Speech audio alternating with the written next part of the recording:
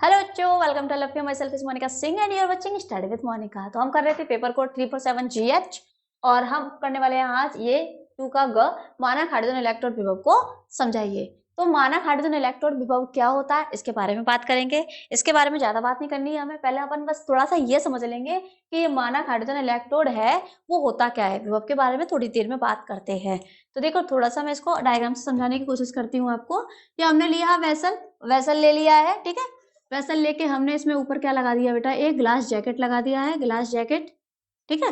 और इसमें ही हमने क्या डाल दिया, एक पेटी का वायर डाल दिया है, पीटी का वायर यानी कि पीटी इलेक्ट्रोड बना दिया इसको, पीटी इलेक्ट्रोड। यहाँ एक ओपनिंग है, यहाँ पे कौन जा रहा है, इसमें H2 गैस जा रही है अंदर इसके गैस जार के, और इस टाइम पे किस पे जा रही है, वो एक एटीएम के दाव पे जा रही है, ठीक है। और इसमें अंदर कौन है बेटा, इसमें अंदर है आपका HCl, वो भी कितना, 1 मोलर।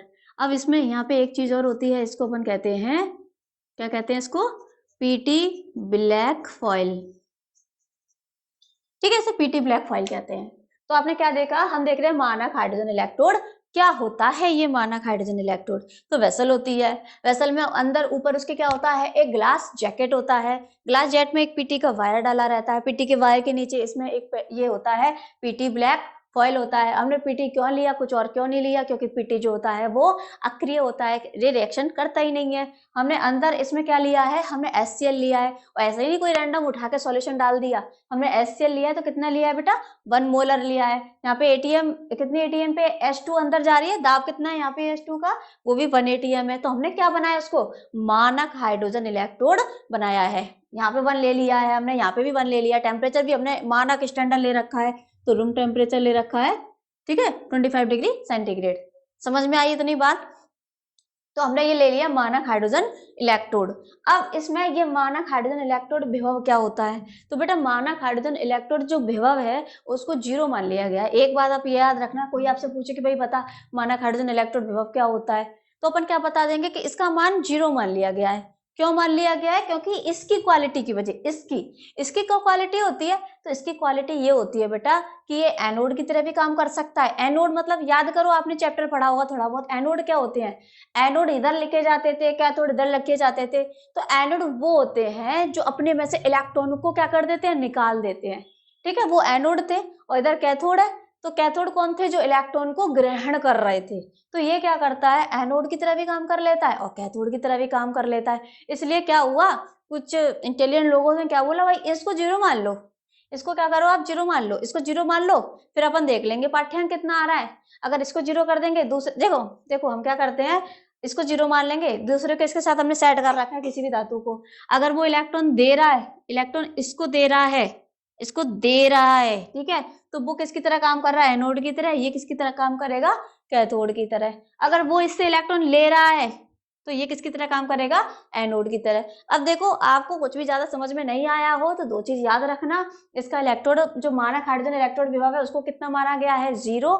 और इसका 0 होने की वजह से ही हम क्या करते हैं, दूसरे धातुओं के भी मानक इलेक्ट्रोड विभव ज्ञात कर सकते हैं। कैसे, इसके साथ उसको सेल बना लिया जाता है, फिर जो भी रीडिंग आती है वो कैसी आती है, वो उसकी आ जाती है। इसको तो अपन ने 0 बना रखा है ना, जो भी रीडिंग आती है वो उसकी होती है, ठीक है। चलो इसको लिख के बता देती हूँ मैं आपको, आप कैसे लिखेंगे। तो इसमें 2 चीज याद रखेंगे कि मानक हाइड्रोजन इलेक्ट्रोड विभव का मान क्या है, 0, 0 माना गया है, ठीक है, ज्यूम किया गया है। और दूसरा अपन क्या बोलेंगे, जो हाइड्रोजन इलेक्ट्रोड जो हम मानक हाइड्रोजन इलेक्ट्रोड है वो हमारा एनोड की तरह भी काम कर रहा है, हमारा कैथोड की तरह भी काम कर रहा है, एनोड की तरह भी काम कर रहा है और कैथोड की तरह भी काम कर रहा है। इसीलिए हम इसी गुण का यूज करके हम दूसरे धातुओं के मानक इलेक्ट्रोड विभव ज्ञात करते हैं, ठीक है बेटे। अब इसमें आंसर अपन क्या लिखेंगे बेटा, पहला पॉइंट लिखते हैं फटाफट से, मानक हाइड्रोजन इलेक्ट्रोड विभव, ऐसा नहीं हो वीडियो चालू नहीं करी हो, ठीक है ना, ठीक है भैया ना। मानक हाइड्रोजन इलेक्ट्रोड विभव का मान 0 माना गया है। उसमें लिखो, इसलिए इसलिए क्या होता है बेटा, इसलिए हम दूसरे धातु इलेक्ट्रोडों का मानक इलेक्ट्रोड विभव ज्ञात कर सकते हैं, क्योंकि ये एनोड, क्योंकि ये नहीं, क्योंकि ये कौन है, ये कौन है बेटा, क्योंकि मानक हाइड्रोजन इलेक्ट्रोड एनोड व कैथोड दोनों की तरह कार्य कर सकता है। अब देखो, ठीक है, हमने क्या बोला, किस बात पे मैंने स्ट्रेस दिया, आप ये रखना कि मान्य शून्य होता है इसका विभव का, और जो इलेक्ट्रोड होता है, मानक हाइड्रोजन इलेक्ट्रोड होता है, वो एनोड और कैथोड की तरह काम कर सकता है। इसीलिए अपन क्या कर सकते हैं, दूसरे धातुओं के भी मानक इलेक्ट्रोड विभव ज्ञात कर सकते हैं। ठीक है, तो जैसे कॉपर इलेक्ट्रोड को हाइड्रोजन, मानक हाइड्रोजन इलेक्ट्रोड बोलेंगे, ठीक है,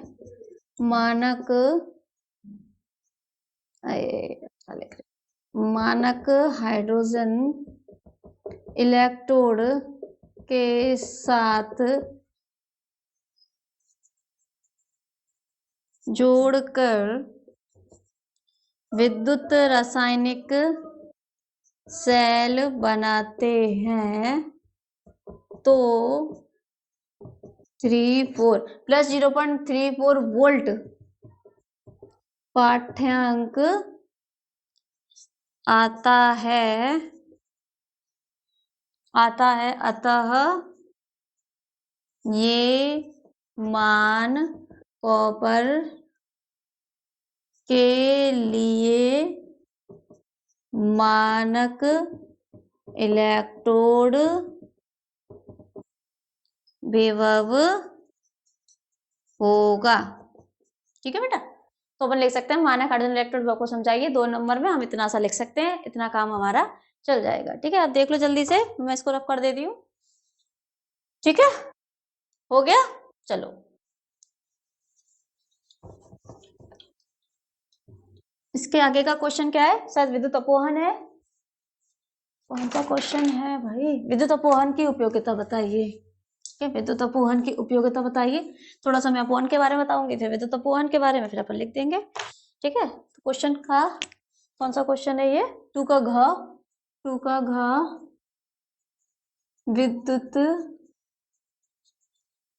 अपवहन की उपयोगिता समझाइए।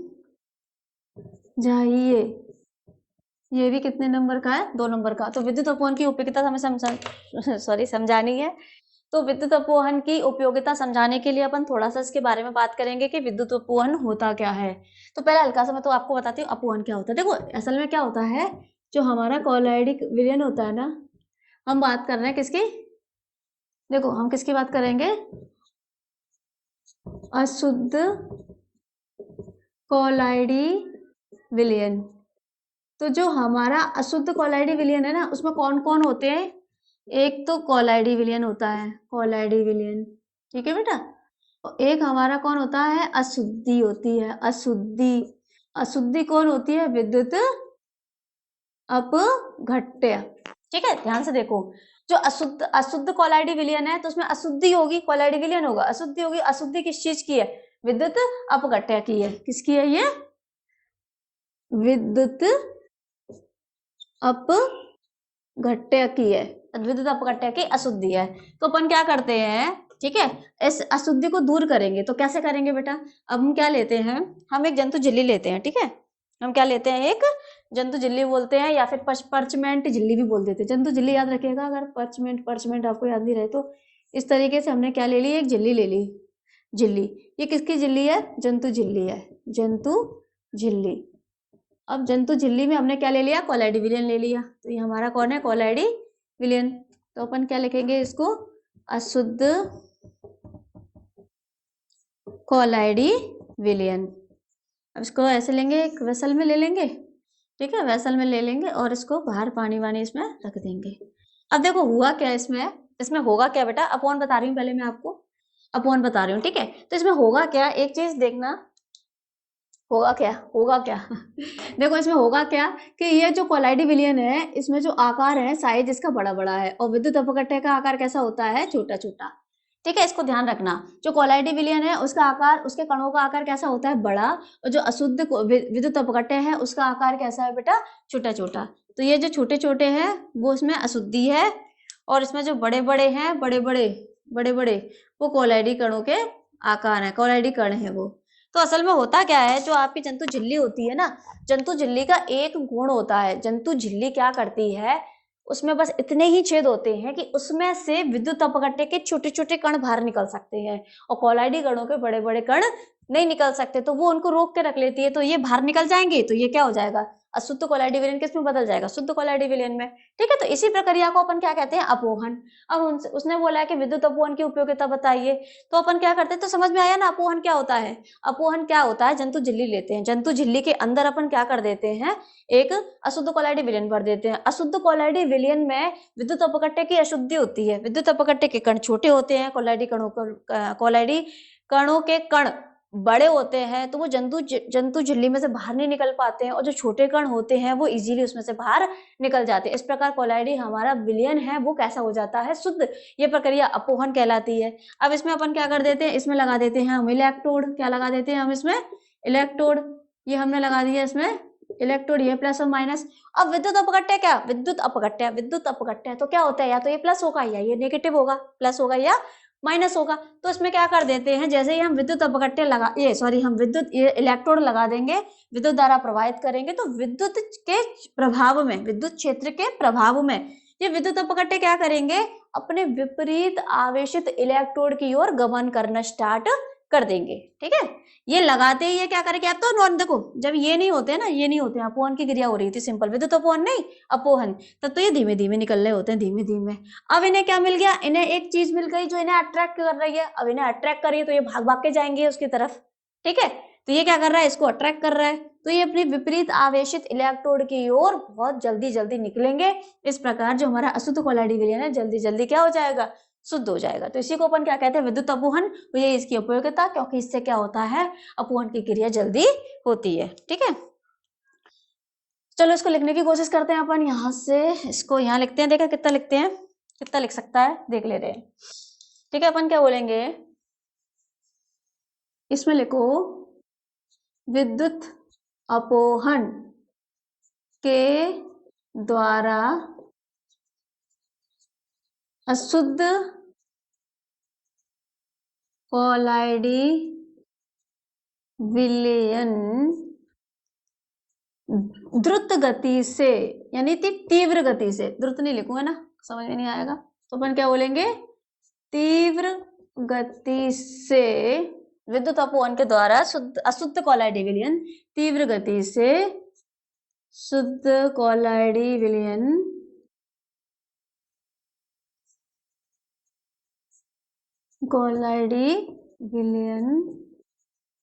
ठीक है, अपोहन के द्वारा शुद्ध कोलाइडी विलयन तीव्र गति से शुद्ध कोलाइडी विलयन में परिवर्तित हो जाता है, क्योंकि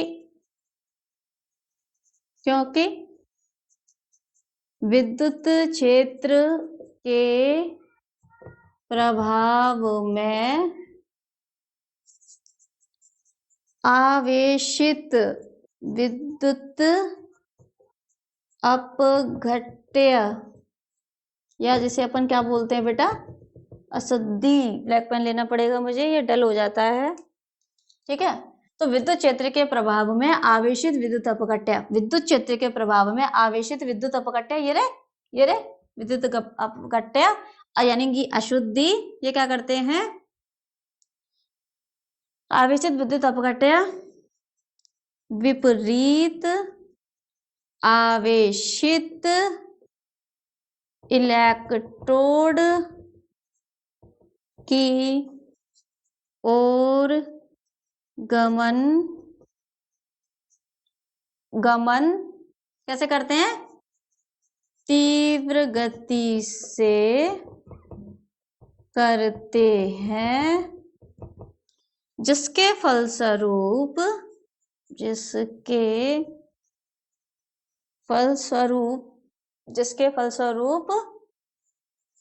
शुद्ध कोलाइडी विलयन प्राप्त होता है। ठीक है बेटा, तो आप क्या लिखोगे? विद्युत अपवहन की उपयोगिता बताइए। वो कहता है विद्युत अपवहन किसे कहते हैं, तो मैंने आपको सारा बता दिया विद्युत अपवहन क्या होता है। अब बोला उपयोगिता पूछिए, इसलिए अपन ने ज्यादा ये जंतु झिल्ली वगैरह के बारे में नहीं बताया है, पर आप क्या करना, ये डायग्राम जरूर बनाया ना। ठीक है बेटा, तो अब देखो ये क्या होता है, विद्युत अपवहन के द्वारा अशुद्ध कोलाइडी विलयन तीव्र गति से शुद्ध कोलाइडी विलयन में परिवर्तित हो जाता है, क्योंकि विद्युत क्षेत्र के प्रभाव में आवेशित विद्युत अपघट्य, यानी कि ये जो आपको पॉइंट दिखाई दे रहे हैं, यहाँ पे इन पे प्लस होगा तो इधर भागेंगे, अगर माइनस होगा तो ये इधर भागेंगे। तो विपरीत आवेशित इलेक्ट्रोड की ओर गमन तीव्र गति से करते हैं, जिसके फलस्वरूप शुद्ध कोलाइडी विलयन प्राप्त होता है। ठीक है बेटा, चलो देख लो, मैं इसको भी मिटा दे रही हूँ। एक क्वेश्चन और कर लेते हैं फटाफट से। स्टोइकोमेट्रिक दोष को सचित्र समझाइए, इसको भी करेंगे। ठीक है, मिटा दे रही हूँ मैं अब। जंतु झिल्ली से कोलाइडी कण क्यों नहीं निकलते बेटा? क्यों नहीं निकलते बताओ? जंतु झिल्ली से कोलाइडी कण इसलिए नहीं निकलते क्योंकि उनके कणों का आकार बड़ा होता है और विद्युत अपघट्य के कणों का आकार छोटा होता है। ठीक है बेटा, एक क्वेश्चन है आज का, लास्ट क्वेश्चन यही रखेंगे। स्टोइकोमेट्रिक दोष। चलो फटाफट करते हैं इसको। स्टोइकियोमेट्रिक दोष, स्टोइकियोमेट्रिक दोष, टेढ़ा मेढ़ा राइटिंग को सचित्र समझाइए।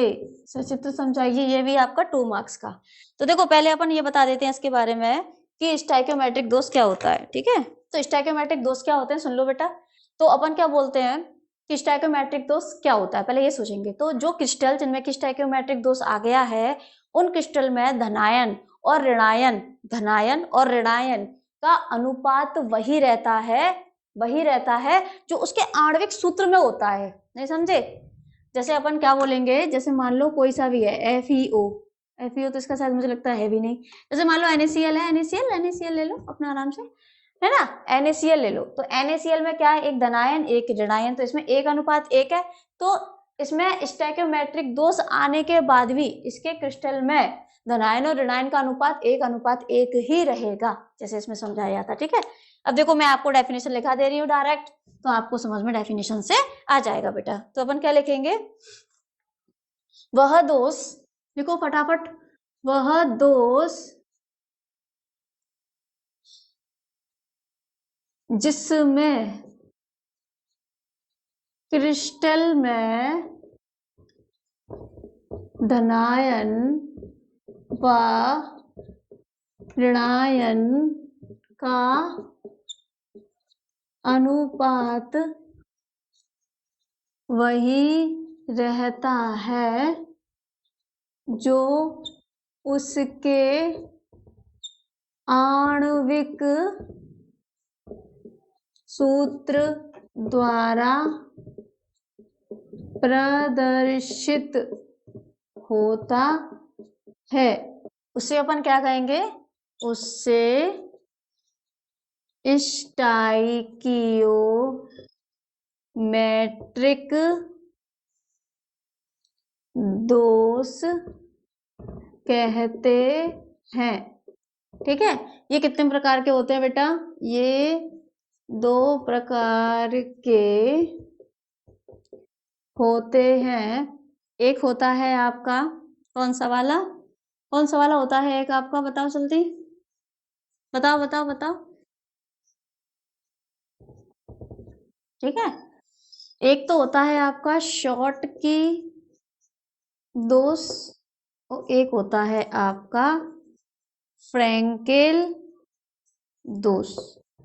ठीक है, एक होता है शॉर्ट की दोष, एक होता है फ्रैंकल दोष। तो स्टोइकोमेट्रिक दोष यानी कि वह दोष जिसमें क्रिस्टल में धनायन और ऋणायन का अनुपात वही रहता है जो उसके आणविक सूत्र द्वारा प्रदर्शित होता है। तो ये दो प्रकार के हो जाते हैं, शॉर्ट की और फ्रैंकल दोष। तो अब इसको हम आगे से पढ़ते हैं। ठीक है, नोट कर लिया, ये इसको मैं डाल दे रही हूँ मैं। अब इसको मैं आपको इसको ये अंतर की तरह बता दूंगी। ठीक है, आप चाहो फिर पेपर में वैसे अलग अलग लिखे आना, पर अंतर की तरह बता दे रही हूँ फटाफट से।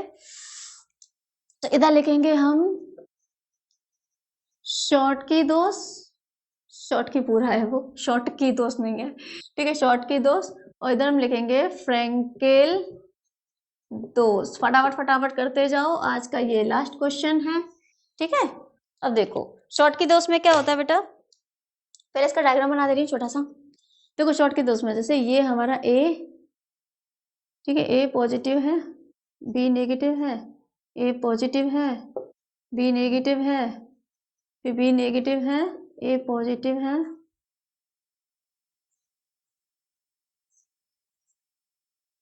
बी, देखो मैंने पॉजिटिव बनाया, नेगेटिव बनाया, फिर पॉजिटिव बनाया, फिर मैंने नेगेटिव बनाया। देखो मैं क्या कर रही हूँ, प्लस माइनस, फिर प्लस, फिर माइनस। देखो plus minus plus minus, minus plus, minus minus plus, minus plus, और ये प्लस माइनस प्लस माइनस। ठीक है, तो अपन इसको अब क्या कर देते हैं, ऐसे इस तरीके से इसको एक क्रिस्टल का शेप दे देते हैं इस तरीके से। तो सचित्र वर्णन पूछा, वैसे भी इसको आपको बनाना पड़ेगा। ठीक है, तो ये हो गया। अब शॉर्ट की दोस्त क्या कह रहा है बेटा, ये होता क्या है शॉर्ट की, शॉर्ट की में ये होता है कि जो धनायन और ऋणायन होते हैं वो बराबर संख्या में गायब हो जाते हैं, मैंने क्रिस्टल से बाहर निकल जाएंगे बराबर संख्या में। तो अपन क्या कर देते हैं, एक को गायब कर देते हैं। तो एक को हमने नेगेटिव गायब कर दिया, ठीक है, एक नेगेटिव गायब कर दिया, एक हम ये पॉजिटिव गायब कर दिया। ठीक है, एक मैंने नेगेटिव गायब कर दिया, एक पॉजिटिव गायब कर दिया। ठीक है, तो टाइम की कमी के चक्कर से मैंने अलग अलग कलर से नहीं दिखाया, ये वैसे दिखा देते तो ज्यादा अच्छा रहता। जैसे ये हमारा ग्रीन कलर से दिखा दे रही हूँ मैं प्लस को। ठीक है बेटा,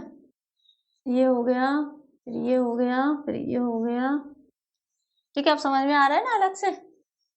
जो ग्रीन है हमारे पॉजिटिव है, टिक टिक टिक टिक टिक टिक टिक टिक। ठीक है, तो इसमें क्या होता है, शॉर्ट की दोष, शॉर्ट हो जाते हैं, बराबर संख्या में शॉर्ट हो जाते हैं। तो इसी को अपन क्या कह देते हैं बेटा, शॉर्ट की दोष कहते हैं। अगर मुझे ये वहां पे लिखना हो, ये फ्रैंकल दोष बनाना हो, तो फ्रैंकल कैसे बनाएंगे अपन, फटाफट से बना दे रहे हैं। A plus B minus A plus B minus B minus A plus B minus और A plus B minus A plus और बी माइनस। ठीक है, तो अपन क्या कहने वाले हैं, इसमें हम एक को ग्रीन दिखा देते हैं, ग्रीन ग्रीन ग्रीन और ग्रीन और ये ग्रीन। ठीक है बेटा, अब देखो हुआ क्या, इसको ये बना देते हैं क्रिस्टल इस तरीके से, एक क्रिस्टल जालक, क्या बन गया ये क्रिस्टल जालक। इस तरीके से आप बना दिया ना अच्छे से, गोल मटोल करके उसको अच्छे से। अब देखो इसमें क्या हुआ बेटा, ये तो शॉर्ट की दोष है, ये फ्रैंकल है। तो इसमें क्या होता है, एक पॉजिटिव जो होता है ना, पॉजिटिव वो बाहर नहीं जाता, वो पॉजिटिव कहाँ चला जाता है बेटा, यहाँ चला जाता है। समझे क्या हुआ इसमें, फ्रैंकल फेंक दिया, फ्रैंकल फेंक दिया, कहाँ फेंक दिया, अंतरकाशी में। कहाँ फेंक दिया बेटा, उसको अंतरकाशी में फेंक दिया, फ्रैंकल को, फ्रैंकल में। ठीक है, शॉर्ट की में शॉर्ट हो गया, फ्रैंकल में फेंक दिया, कहाँ फेंक दिया, अंतरकाशी में। ठीक है, तो अब देखो, तो शॉर्ट की दोष कब उत्पन्न होते हैं, इसमें फटाफट फटाफट नंबर लिखते जाते हैं। अब इसके शॉर्ट की दोष और फ्रैंकल दोष में देखो, पहला तो अपन क्या बोलेंगे, इसमें समान संख्या में,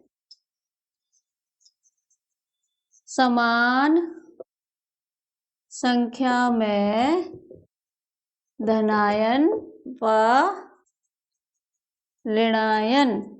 ठीक है, समान संख्या में धनायन और ऋणायन क्या करते हैं, अपना स्थान छोड़ते हैं, अपना स्थान छोड़ते हैं। इसमें ये हो गया, और इसमें क्या होते हैं, इसमें लिख देना, इसमें कुछ धनायन, या ऐसे लिख देंगे धनायन, कुछ अच्छा नहीं लग रहा था, हटाओ इसको, ऐसे लिखो धनायन। मोस्टली धनायन होता है क्योंकि धनायन छोटे आकार का होता है, वो अंतरकाशी छोटी छोटी जगह होती है, उसमें वो चला जाता है, बड़ा नहीं जा पाता, इसलिए अपन धनायन लिख देते हैं। तो धनायन अपनी जगह से, ठीक है, धनायन अपनी जगह से, अंतरकाशी किसको बोलते हैं, ये जो जगह बची है ना बीच में उसको अंतरकाशी कहते हैं। धनायन अपनी जगह से निकल कर